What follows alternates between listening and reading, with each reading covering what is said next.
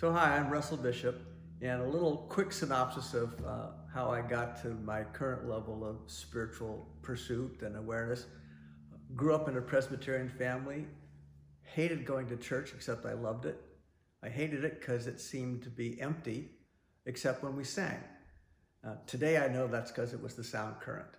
So I fast forward and I met John Roger, and after I got over my initial mental hiccups about what's he saying, it finally dawned on me that he wasn't saying anything, he was communicating something. He was bringing forward an energy that my soul always rose with. I just never knew that that was the language.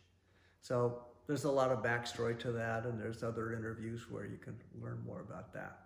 But I think the really important lesson here is that which I was seeking from the time I was a young boy to this very day today has always been present. It never wasn't. And JR used to say, if you're ever feeling abandoned by God, guess who moved? And I think that's probably the best summary of what's going on the planet right now. People are stressed out around COVID, except they were stressed out about something before that, and they'll be stressed out once that's gone too. Why? Because they focus on that. And I love the phrase, peace is present, but that also begs the question, am I present with the peace? So in a lot of my work with people, I like to ask the question, have you ever been at peace? Well, yeah. Well, where did you have to go to be there? Well, I mean, sometimes people say at the seashore or a park or something, but no, they went to the place inside that was at peace. So if you're not in peace, what do you have to do? You change your focus. So COVID is a perfect example. People ask me, how am I doing in this period? It's what, 9 months now? I go, I can't tell a difference. There is no difference. The only difference is if I sit down and watch the news and I decide to get all wound up about it, and there's plenty to be wound up about, except that when I stop thinking about it, I'm just fine. And so that brings us also to the question of, where do I focus? JR taught us energy follows thought. And for those that may find out a new concept, your body can have a feeling, but it rarely produces a thought. But you can hold a thought and have your body start to feel as though it's real. And so, I mean, there's a lot of neuroscience on that if we ever want to get into that. But the real question is, what are you focused on? What are you thinking about? What difference is that making? Is that the difference you want? And if you focus on the difference you want, you'll start to produce the energy that follows that. And then if you've got a positive thought and a positive energy, now you have something you can act on. And so I wrote an article years ago called Why Positive Thinking Just Doesn't Work. And I really learned that with JR. Positive thinking doesn't work, of course not. Positive action works. But how do you take a positive action without first a positive thought? So there's a lot of people who think positive thinking is around, hey, isn't it wonderful that? No, that's not what positive thinking is. I have a friend who was severely burned in a motorcycle crash. It burned his face off and all of his fingers. He went through several years of rehab. He came out of that. He wound up as mayor of a small town in Colorado. He was a pilot. He was flying to the National Mayor's Conference, and on takeoff, the plane crashed. Now he's paralyzed. So positive thinking, oh yeah, this guy is real positive. But the way he says it is, before I was paralyzed, there were 10,000 things I could do. Now there's 9,000. Should I cry about the 1,000 I lost or celebrate the 9 I have? And so today he's a multimillionaire, self-made, one of the most sought after public speakers in the world. Why? Because he knows that whatever's present is there for him to grow and uplift with, not to go down and cry about. So same circumstance, just like COVID. It's just a fact of what's there, but it doesn't have a fact of impact on me. I have to produce the impact on me. So I want to stop you there because you're doing really good. Can you give me 3 things that you do personally that can help someone? Because that was great explanation. What is 3 things that you can share that you do? That I love how you said, I keep away from the news. That's what I do. So the first and foremost thing that I do is my spiritual exercises. Inez and I wake up in the morning, and the very, very first thing we do is we go into our meditation room. We call in the light. We send the light to the planet, to all those in need, to our families, friends, spiritual family, and of course to ourselves. And then we do our spiritual exercises. And that is the single biggest key to me. Then the next thing I do is I ask myself, what do I want today to be like? So I start each morning after the spiritual exercises with, okay, so how's the day going to go? Not necessarily all the things I'm going to do, but what am I going to experience while doing them? And it's a mix. Of course, I think about doing, like right now I'm writing my book. So what experience do I want to have writing the book? Well, so I've got some notes up there that remind me it's full of grace, it's a flow, it's easy. The way I write a book, very interesting. I wrote my first book in 6 weeks. This one will be about 6 weeks, start to finish. I sit down in front of the computer. Before I do anything, Father, Mother, God, I ask for the light of the Holy Spirit, the Christ, the Traveler, and the Preceptor through John Roger to guide and direct me in what I'm about to write. Reveal to me that which is to be seen, said, and shared. And then I just go. And I don't have notes. I don't have note cards. I don't have anything, except I have everything, because it's that energy coming through. And that's really important. It's the energy that's always present. So I start the day with SEs. I next focus on how I want the experience of the day to be. And I think the other really important thing is at the very end of the day, when Inez and I are in bed before we go to sleep, the first thing we do is we do a forgiveness process. JR taught us that very well. He says, anything that I did today that caused me to feel bad about myself, and so I forgive myself for judging myself. And the next thing that we do before we go to sleep is gratitude. What is it that I feel grateful for in my life? What is it I feel grateful for about you, Inez? And then we go to sleep on gratitude. So those are the three most important things. Call in the light, create the focus I want for the day, be grateful for that which showed up. So all that goes back into that thing I mentioned earlier. There's only one energy, and energy follows thought. And that's one that most people stumble with quite a lot. What do you mean there's only one energy? Well, if we look at anything, whether it's this camera or our bodies or the rock outside, as we know in basic physics, the universe is made up of energy. And it just shows up in different forms. Some look like they're not alive, like a rock, and some look like you and me walking around, but it's just energy assembled. We know from physics that you can't do anything about the energy. You can't create it, you can't destroy it, but what you can do is put it in different forms. So one of the questions then, which goes to your earlier one about, well, what's a good secret for the day? Where do I want to put my energy? Because where I put it will then begin to manifest.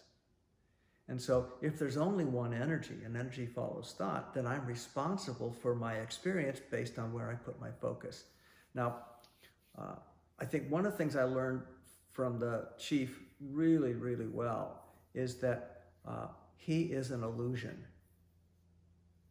Because he would show up one day looking one way and next day a whole other way. And you read the discourses, and one time he says, hey, feelings, don't even bother with them. They don't count. And the next day, they're really important. Well, what's he doing? He's giving my brain something to think about, to be distracted by, so that the other spiritual work can begin to take place. And so if we understand that, there's just this energy out here. It's neutral. It just is letting us be however we want to be with it. But we're the ones being with it. It's not being anything different. Now, one of the things that I love about this whole notion of energy follows thought is that Jar always used to say, you're not responsible for the thoughts that come into your head, only the ones you hold on to. Well, now, what's that mean? Well, let me back up and come into this out of the sort of physical world, if you will, about energy, into the energetic world about energy. Right now in this room, and wherever anyone listening to this happens to be, BBC radio is playing, except you're just not hearing it. Why? Because we're not radios. But if we had a radio and we tuned to BBC, we'd hear it. Why? Because the signal's in the room. Now, the signal is an energy, it's a frequency. And so is TV. And all kinds of other signals are in the room. Thoughts happen to be signals.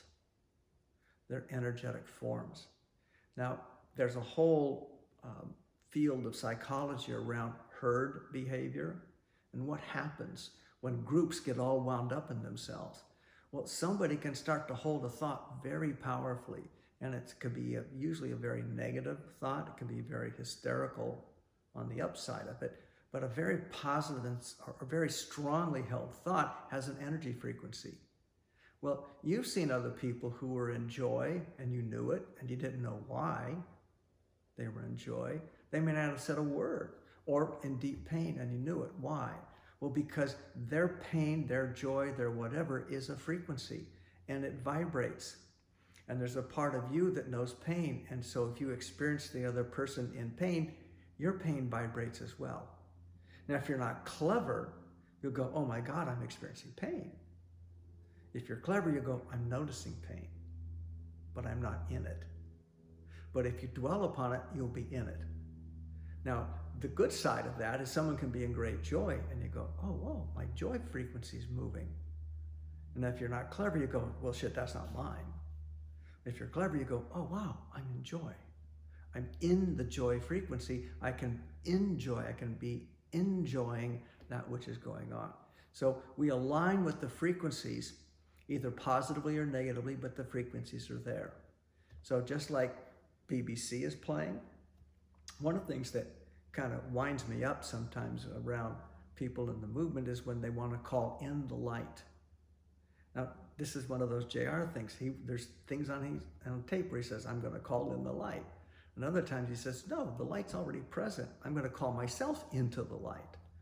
So that's another one of these illusion things about the chief. He's showing us that we can twist into this ever so slightly and radically change the experience. So when JR passed in 2014, all kind of people went into dramatic hysteria, and other people went into great upliftment. Same fact, different qualities of experience. Why? Well, some of us put our focus, our devotion into the body that carried the traveler, and we felt great loss. I felt some of that myself. I had an opportunity to be close with JR, not as close as you, but pretty close.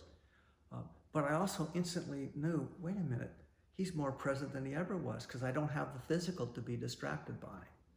And so then it occurred to me, well, wait a minute. How many times did JR say, the thing you're seeking for is seeking you, and the thing you're looking for is the one doing the looking? These are from St. Francis and Rumi, but JR had his own way of bringing that to light. And the real notion there is that energy that is the traveler, did he not say thousands of times, it's in us? And yet we look to the external as though it's out there. So it's a form of idolatry to say, well, let me go worship my discourses, or go worship prana, or go worship Mandeville Canyon, or go worship a thing. And the body was a thing, but it was the energetic that was present. Well, that energy is in you as it is in me. It's just that we are awake to different levels of it. It's in every one of those walking around loose. We just are different levels of awareness of the vibration. And as we become more aware, we move with that vibration. As we move with it, it changes the quality of our action and experience in the world. So, I don't know whether this makes any sense to anyone listening, but again, BBC is in the room. Well, the spiritual teaching is in the room. It's a frequency, it's a vibration. Am I listening to it? Now, biblically, it says, let him who has eyes see, and him who has ears hear. Well, what's that mean? And Jesus went on to say, you have eyes, but you see not. You have ears, but you hear not. Well, what's that mean? It doesn't mean someone has got their fingers in their ear or patches on their eyes. it came home to me in 1978. I was about to go in for eye surgery. It's called radiokeratotomy, where they put little slits in the cornea so it'll correct vision. And I was pretty Coke bottle blind. Jared talked to me the day before I went in, and this was September '78, and he said, you know, Russell, the problem you're dealing with now is physical, and the surgeon can do a lot of work to help there. Surgeons can clear a lot of karma under the knife. He said that a lot. He said, but the problem that you're dealing with, whereas it's now physical, the source is not. What do you mean? Well, the source has to do with you straining for years to see with your physical eyes things you can only see with your spiritual eyes. And I went, oh my God. And a whole lot of dominoes started to click together. Back in church as a kid in the Presbyterian, why did it seem so hollow and yet so uplifting? Because the word level wasn't it, but the energetic level that came in the sound current and the singing, that was lifting. And that's when I began to go, oh, so I was hearing the sound, I just thought it was the singing. But it was the carrier wave that allowed the sound current to be present. So now, starting in '78, with that little bit of awareness, just a little crack, an opening of the egg, JR began to be able to work with me in a different way and show me, without ever showing me, how to see with my spiritual eyes. To coach me without ever specifically saying, here's how to listen, but coaching me, well, listen, because there's a deeper message in there. Today, I talk about the difference between my self-talk and my soul talk. Mm-hmm. My self-talk is the one that's critical. I have an amazing critic. People feel criticized around me all the time, and I'm going, what do you mean? Because whatever they're experiencing is nothing compared to what I do to myself. And yet, if I'm in that critical space, it's a frequency. People pick it up. You know, Jared told me once in a seminar, I was really frustrated with this person we'd been sharing with. We were doing an Insight One together. And on the break, he said, you know, Russell, you can say something to somebody, and I can say exactly the same thing. And with me, they get it, and with you, they fight it. And I kind of went, yeah, what's your point? And he said, well, no, look, the message is the same, but the carrier wave is different. Now, BBC is a carrier wave. The content that rides on it, the programming changes hour by hour, but the carrier wave is always the same. So my carrier wave, Russell, is loving. So before I share anything with anybody, I load up the carrier wave of loving, and then we put the message on top of it. And the first thing they experience is loving, and then the message. You load up the message with criticism. Now, it's not a bad thing. You're not trying to hurt them. You're being very critical. I am too. But my criticism, my critical seeing doesn't come with criticism on it. It comes with loving on it. It looks in and says, if you only did this, things would lift. And I say, if you only did this, things would lift. But the underlying message is, you idiot. So he taught me, and I still work on it every day. Can you communicate with the loving carrier wave? Because then the information is receivable. It says the really smart people will get it anyway. They just won't like you. And I've had plenty of that. So if there's only one energy, it's all around, it's always present, it never wasn't present, it always is present, so Jer's body died. Well, now what? Well, that to me was a little sign that says, go even more inwardly, because there he is. And what I kept hearing in my SEs, I say hearing with the inner ears, what I kept seeing with the inner eyes was, it's a time to upgrade my ministry. So when I got ordained, the ministerial blessing was around clarity, that I think clearly speak. My apologies. I couldn't hear what you said. Oh, God. Is that Alexa or Siri? That was Siri. Oh, because you hit an S. Oh, Jesus. Let me... It's perfect timing because I wanted to ask you something.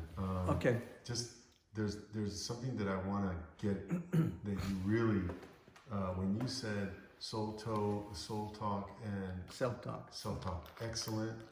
I know exactly. I talk a lot about this. I also use intuitive talk, critical talk. Great. Interesting. You brought up carrier wave and then the other. I put loving first, then the message. Yeah. That would be a good thing also to tell ourselves that in the critical talk. So, Yes. So in USM, we talk to that, we Gestalt and talk to that voice and Yes. say, listen, I know you're being critical. How'd you like to put some loving in front of that and then tell me the feedback anyway? I mean, do you do that? How do you settle your, because it would help others as well. How do you how do you calm down or Gestalt your critical talk and say, hey, I got it, thank you. So when I'm in that critical space, whether it's being critical towards me or critical toward another, if I'm really in it, I don't notice. But when I do notice, it's kind of interesting. When a person's in peace, they don't notice they're in peace, they're just in peace. When they're out of the peace, when they leave it, when they change their focus, then they go, oh, wait a minute, I was just in peace. So similar kind of thing. When I'm in criticism, I don't notice. When I come out, now what? So that's where the power of forgiveness comes in. I forgive myself for judging myself. Now, I don't have to change anything at that point. Just notice. But one of the powerful things I do, I was trained as a Gestalt psychologist. So I love to do Gestalt exercises. And for those who aren't really familiar, it's a way of, we used to call it a two-chair. I put a chair in front of myself, and I sit in one chair, and I say something, and then I get up and physically sit in the chair opposite, and I answer back from another part of myself. Now, I mentioned self-talk versus soul-talk. Well, the self-talk is the one that will say, careful, look out, that may not work, what a kind of crazy person are you, what kind of crazy person are they, that kind of thing. But the soul-talk, which has a very soft voice, it's easily spoken over by the self-talk, but it's always there, ever present, just like JR's ever present, the traveler's ever present.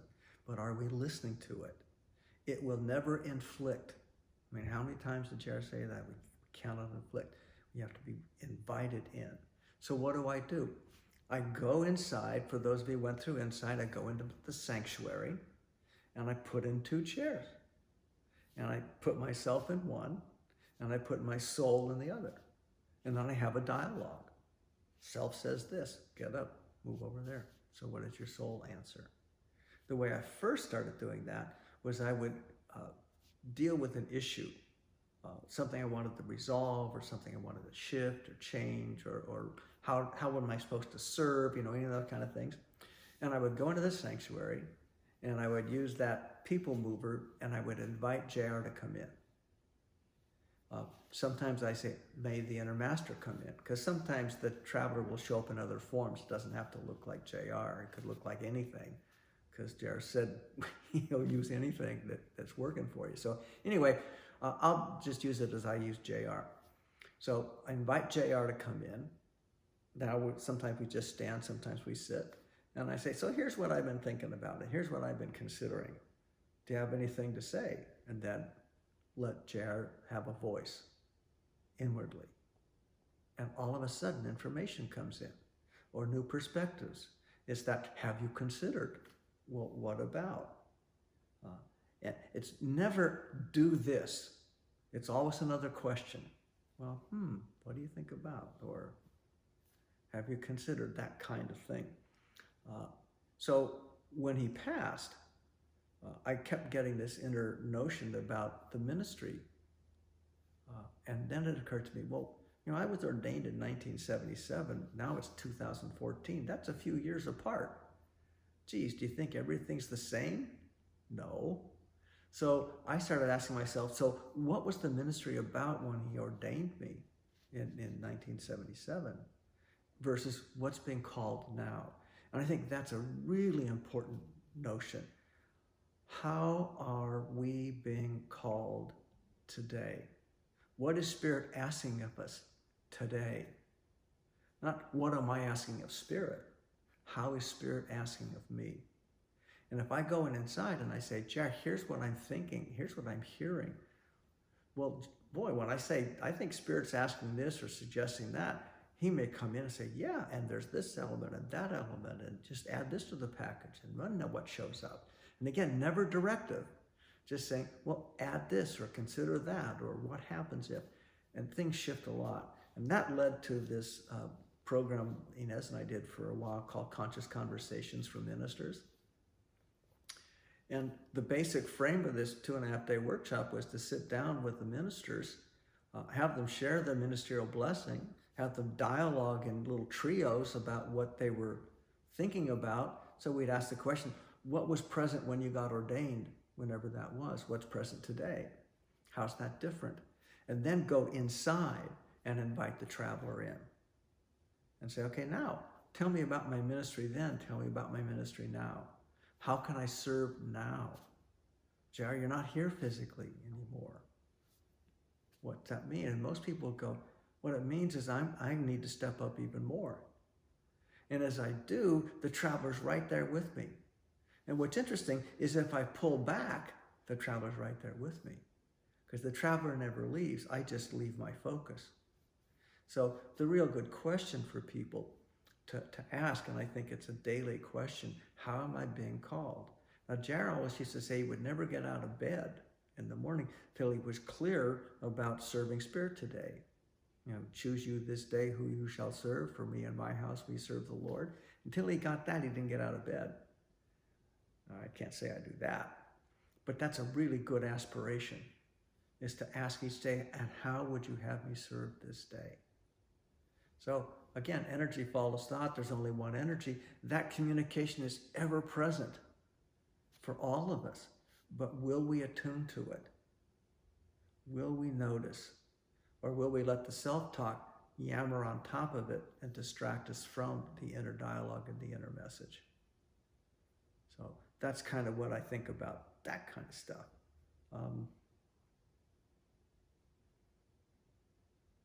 I think, go ahead. You went into the Gestalt. Now, when I was working with JR, still do, is the way that he taught me, the way that my learning accelerated and I learned it from acting is, I always said Gestalt in the way that I saw the form, not the talking back and forth. I always use that word as the identifier of, do you see this and this and this together? And once I saw the whole picture, Yeah. like the script, the director, in reading, I could never get it. In him talking to me about it, I got it. So a lot of my lessons with Gerard were oral. They were like, do you see that? You see his face? You see that? And then I would go, see it, Gestalted. Mm-hmm. Is that an actual term? Oh, yeah. Okay. To Gestalt Can you is go a into that? German term meaning the whole or the complete.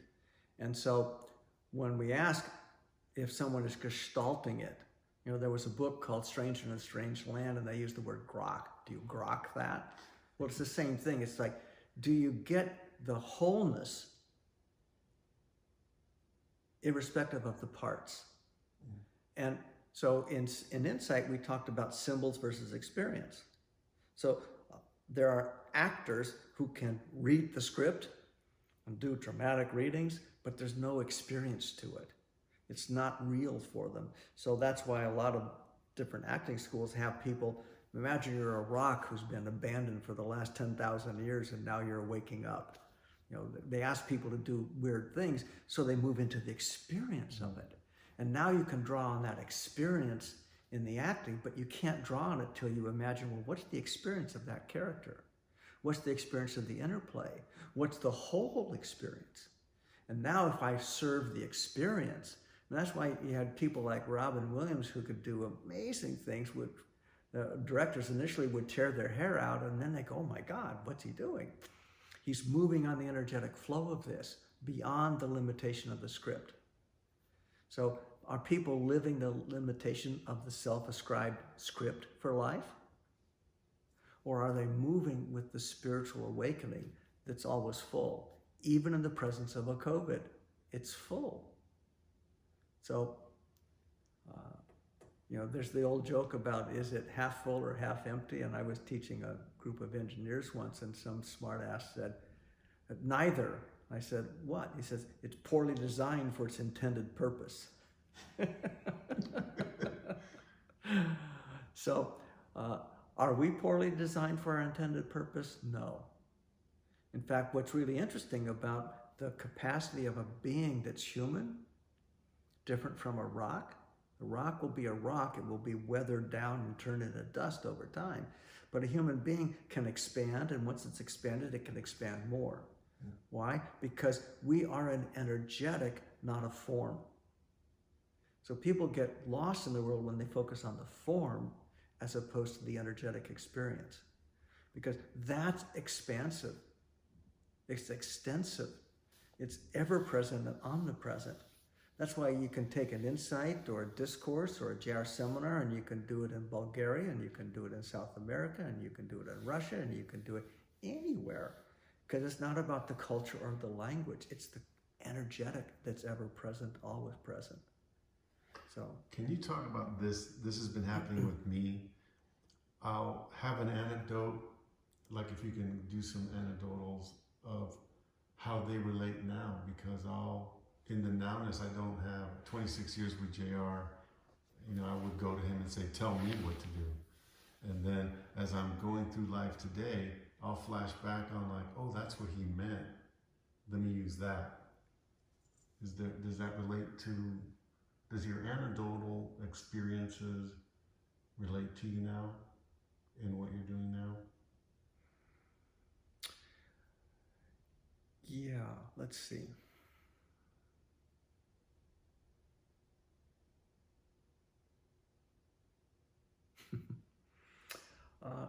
Well, there's a lot of different things. I remember one day I was running Insight, and Jared called me on the phone and talking about something, and some part of me felt pretty criticized by the whole thing. And I thought I was doing a correct thing, and I sort of raised my voice and went, what do you mean? And he went click. He just hung up on me. Back in the days when there were phones that you hung up. I was sitting there stunned, and 20 seconds later the phone rang again. He said, are you over it yet? Well, that's a great reminder. He was never disturbed or put off or upset by how me or anybody else reacted or responded, because there's always another choice to respond anew. And that's why every moment is new. So just that little thing, click. He sent me an email once, but back when email was brand new. And I had done something, I don't know, I had this thing about precision and the way we did Insight, and we wanted to hold the energy and really contain it and let it be a pure vessel, not sloppy and whatever. And the staff had done something, I don't remember what it was, something of inconsequence, and I was all bent out of shape about it. So Jared sent me an email, and again, it was the very earliest days of emails, and you had to print them. Print it out. And in big block letters it said, you little pisser. I still have it upstairs. And he went on to tell me about how that was so misrepresentative of what the energy is. And I have to keep remembering that. Remembering to become one with is be one with the energy of the loving. Because it too can be distorted into judgment or demand or any kind of other thing, except it's going back to what the energy is really about. So if we go to the purity of what the energy, it doesn't need perfection. It just needs direction. And so I coined a phrase, are I directionally correct or perfectionally correct? And Jerry was never about perfection. It was always about course correction. And then that kind of goes to something that I sometimes would lament. It's like I suppose many people over the years go, well, am I making any spiritual progress, or this, that, or did I fall off the path, and all that kind of stuff. But as much as he would talk about the spiritual path, he would often say, and it's a myth. Because the problem with the metaphor of path, this path says I'm in point A going to point someplace I'm not. And yet every spiritual path on the planet leads back in. So when we ascribe to the notion of being on a path, we keep reinforcing, I'm not where I'm supposed to be. I'm supposed to be different. And no, I'm supposed to be the same. There's that old postcard says, I used to be different, now I'm the same. Jerry used to say, ordinariness is next to godliness. So it keeps reminding me, for me, God, when I started doing all this stuff, I had this sort of self-importance that somehow I was the message as opposed to the messenger. I can remember one seminar, I was really impatient with the group. And on a break, Jerry said to me, you've misunderstood your role. Yeah? He says, well, you think you're here for the harvest. You're just here to plant the seeds. They come in their own time. And that, what a huge difference that made. And still to this day, I'll remember that when I get impatient with somebody because I think they should have got something by now. It's like, oh, no, wait. Maybe all I was doing was providing a seed, or maybe the seed was planted and I'm just providing the water, or maybe I'm providing the light so the leaf can produce its chlorophyll and grow. You know, my job isn't to harvest. None of us is. It's just to be there in support of each of us unfolding, each of us growing in the light. So that's kind of what showed up. That's awesome. So where do we go now? What do you see happening? We're like in the middle of elections or about to finish it. I'm experiencing personally that we're all connected, especially the initiates and ministers, and we're doing some grand work. If we knew about it, we'd probably screw it up.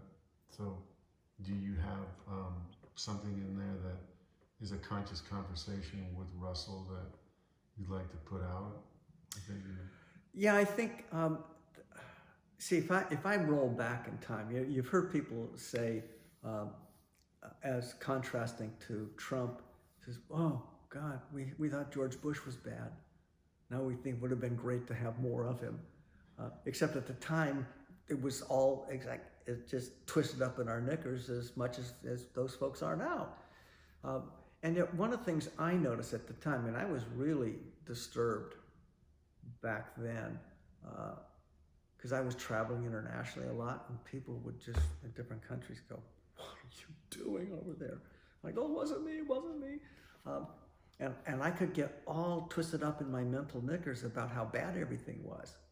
Except I would wake up and I wouldn't notice I was bad. I'd have to listen to the news again, or I'd have to think about, so remember, energy follows thought. So I'd have to put the thought in the head. Jared said, you're not responsible for the thought that comes in, just the one you hold on to. So I kept rehearsing the thought that things are bad, and then I would feel bad. And then when I stopped thinking that, I didn't feel any different at all. And then I could roll back. You know, my dad went bankrupt twice when he was alive, and then when he died, we went bankrupt for the third time in 6 years, which today you can't do, but that happened. And I wound up living in my car, and I had exactly $6 to my name. I remember that to this day as a standard but I didn't feel like I was in bad space back then. I was just in a condition called I had a car and $6. Nice. And so it's just really amazing. I mean, I can look back to our growing up where we didn't have much. We had more than people with less, but not nearly as much as people with more. But I never noticed. I just noticed, oh, their house is different from our house. But I was okay. And somehow that holds all across time. I'm okay. You know, there is no right or wrong, save that thinking makes it so. No good or bad, save that thinking makes it so. So I look in the midst of what's going on right now. I mean, there are ministers in this movement who are on both sides of that political equation about who's the right person to be the president. And I mean, I have my point of view, but it doesn't make any difference. There's a difference out there someplace, but not a difference in here. So I think that the opportunity, no matter what the outcome is for people to rise to the level of what matters. And what matters isn't what's happening as a mechanical process, a transactional process. It's what happens as an experiential process. So as I talk to people about affirmations or visualizations, it's just as simple as saying, and you blend that together with symbols versus experience. So if you want all those symbols things, you have the money, house, job, car, political, whatever, so that what? So that you'd feel more peaceful, you'd be more secure, you'd have more love in your life. Well, what can you do today that will be more peaceful? What can I do today that'll be more loving? And if I just do a tiny, eensy-weensy bit, that's an eensy-weensy bit more than I had the day before.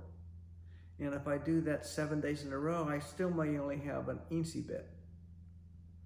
But after a month, I have a bigger eensy. And it just keeps growing. And over time, it becomes a much more full expression. And I think that's the opportunity in front of us. No matter what happens transactionally in the world, can we bring the loving into it? We don't have to love the circumstance, but we can be loving in it. So, see, I got that really clear back in 1971 when I got hit by a tear gas canister on a strike line at Berkeley. I picked it up to throw it back, not knowing it was going to be really hot. And somehow it yanked me out of my body. So literally, if you could imagine being about 20 feet away and 20 feet up, I was up there looking back and I saw this long-haired, bearded guy screaming, "Why don't you idiots love us?" And then dropped the tear gas canisters. This wave came over me. He says, "Oh my God, my whole purpose was around loving. And the strategy was yell, scream, and throw things." So Jared used to say, you can't fight for peace. That's like screwing for virginity. You know, it cleaned that up a little bit. But that, I think, is really what's important. Can you bring loving into the situation? You know, Viktor Frankl was a perfect example of that in the Nazi concentration camps where they killed all of his family. And he survived only because he recognized that the only freedom they couldn't take from him was his freedom to choose his internal response. And that was the anchor point of human dignity. And he thought that when the Nazis could break someone of their human dignity, then they weren't human. You could just destroy them because it wasn't human. But they could never destroy him. He did lots of acts of kindness for other prisoners, but he maintained that dignity of he could be free. And that's our choice. Am I going to be free because the freedom is, or am I going to be free because I have a bunch of conditions on it? And if it's not this, then I need that and that and need the other thing. And there's never enough out there to fill the space that's already full. So I think that's a real big opportunity.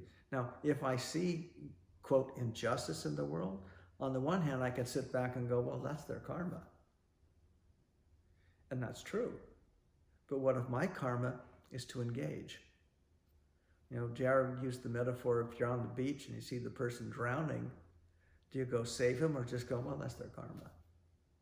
Yeah, maybe their karma was to be in the space of drowning so they know what that was like. And then your opportunity, Russell, is to clear your own past karma and go save them. So there's no wrong or right in all of that. It's just about the quality that I bring into it that matters. At least that's how it seems to me. So I'm listening, and my hit is, I want to reframe something. So you gave me some anecdotes that were some cool corrections that he gave you. Do you have some anecdotes in which you're on stage with him and he's showing you awarenesses and anecdotal things where you went, wow, I saw this and that. So it becomes more balanced.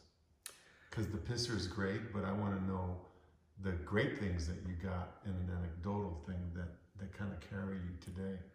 Well, when we were on stage, I mean, I'm sure you've seen, and many people watching this will have seen Jan on stage with somebody else. And they're plugged in. And you will have seen a lot of times where someone else is on stage with them and they're just very demure, very pulled back until Jared's to go do something. But there are others, and I was fortunate to one, when I was on stage with them, we would just move in a harmonious synchronicity with one another. I think once in a while, to counter what I was about to say, I almost never felt reluctant to speak while he was speaking. Why? Because he was showing me how to be on that phrase or on that frequency. And if I'm in the frequency with him, I'm not trying to see what he's seeing, I'm seeing what's being shown. And that's different. Some people, he would even say to some people, don't do that, because they would try to go inside and see with him, and that would disturb him and the whole thing.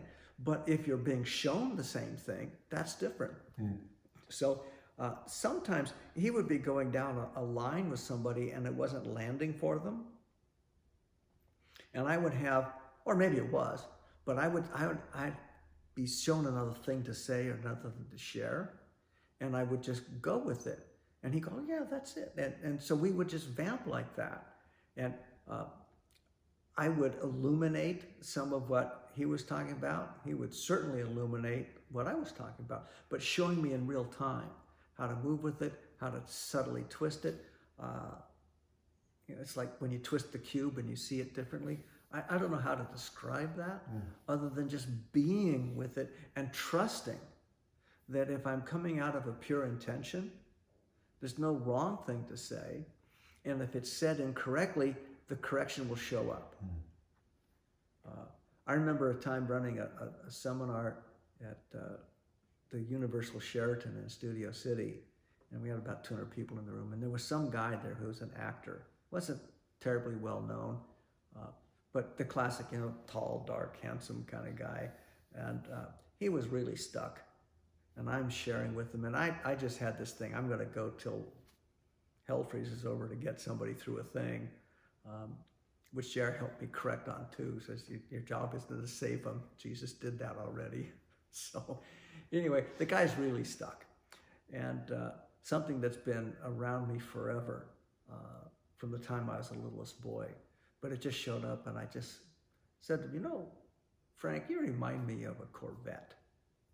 He goes, what do you mean? I says, well, Corvettes, they're sleek, they're sexy, they're powerful, and they're made of plastic.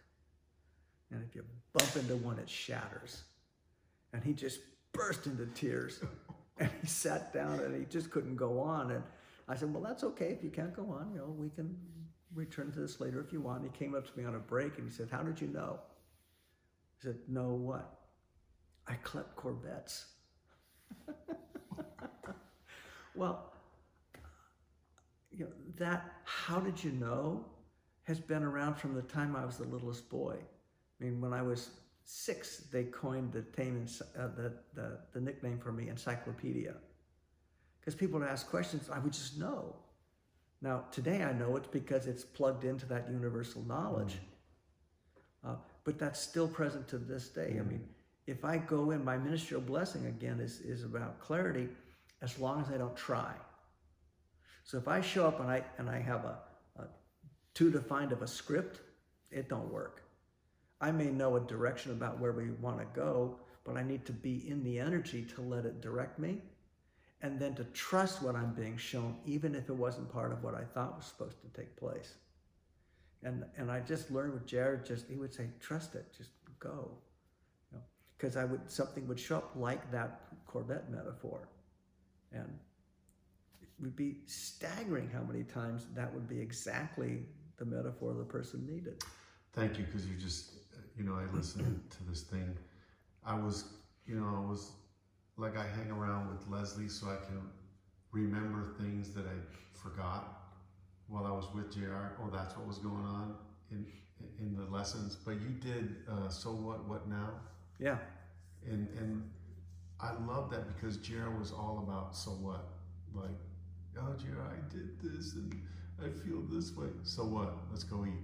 Is there something that you can bring into this as we can close about people make a big deal about it. And I also heard JR in the JR marathons. I played tons of stuff and encyclopedias going in my head, but he goes, the biggest karmic builder is guilt. So I think that's why he said a lot of like, so what? Like, move on. Yeah. Next. Can you? Yeah, the workshop you're referring to, we called What's So What, Now What? And the thing was, yeah, you need to understand what's so, because you may need to address it, but you also need to understand that what's so is just so what. And as soon as you get that, you can figure out what's the next step, because there's no wrong steps, there's just a next step. Right. So I remember there was a minister who came into the movement in the late 70s, and he came in with sort of potentially sort of less than clear intentions, and he basically created a Ponzi scheme, and he went through the movement getting people to give him money for these fake investments.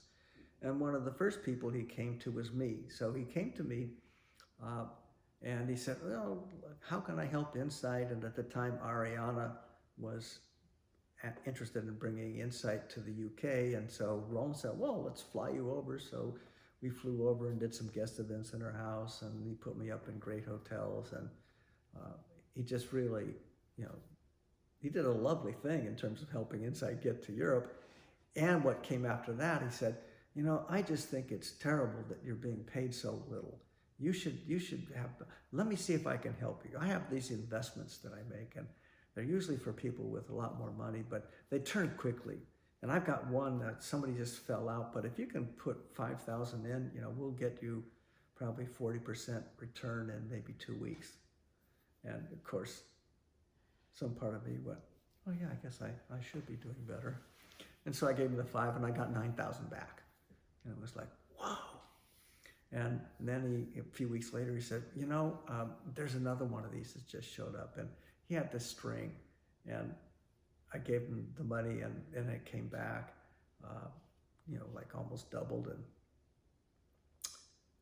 then what I didn't know is he started telling other ministers, well, Russell's investing in this. Oh, well, if Russell's investing in it, then it must be good. And so all kinds of, and it I don't know how many hundreds of thousands, if not millions of dollars were built out of people. And finally mine too, because the last chunk, which is all the money I had, disappeared because it was just a Ponzi scheme. And I was in Paris with him when the phone rang in the middle of the night. It was JR. Russell, yes? Where are you? In Paris. Is this other minister there? Yes. You should get on the very next plane you can and get home. Pay for it yourself. If he's given you any gifts, return them, because he's going to be arrested and he's going to wind up in prison unless you want to be there with him. Get out of there. So at this point, I have no idea what was going on. So I'm just, oh, God almighty. So I get on this plane and I fly back to Los Angeles, and then the whole thing unfolds, and there's a whole saga behind all that. So you may have seen a photo of me with JR. We're sitting at a retreat center in New York, and I've got shorts on, and he's just reaching over, touching my knee. That particular seminar, I was feeling so guilty about all these people who've been damaged on all this kind of stuff. And he just reached over and he touched me and he said, it's all forgiven. Oh, whoa. Then a couple of years later, I don't remember exactly why, but I didn't have a car. Maybe it was being repaired or something. And so he loaned me a Subaru that was one of the stable of cars that people kept donating to him. And I was over at a bank in Brentwood, and those yellow concrete posts that are designed to protect something. Well, I didn't see it, and I went all down the side of the car, and I went, oh shit, I just ruined JR's car. So I called him, and he said, oh, okay, that's okay. And when I brought it over to Mandeville, he said, yeah, it's got yellow paint on it, there's a dent. Okay, fine. It's okay. It was just, that's what's so. Now what we do is we get it repaired. It was like, whoa. That's what I loved about it. Yeah. Now, if I got twisted up in my knickers about it, then there'd be another energetic to deal with. You know, like if I tried to defend it, that'd be a different story. Because there was nothing to defend. It's just a thing that happened because things happen on the planet. So it was very, that lovely distinction between the thing that happened and my reaction to it. I think that was a wonderful ongoing lesson. Wonderful ongoing lesson. Well, I think we're good. Is there anything that you that we missed that you can finish it up with a Beirut and say something to Jer? Whatever you want to do. Yeah. I guess the only thing I would say is it's absolutely time for all of us to open our spiritual eyes, open our spiritual ears, hear the spiritual guidance, and just remember that this external is all the illusion.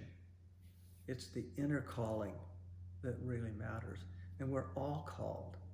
But as he said, many are called, but few are chosen, because few choose back.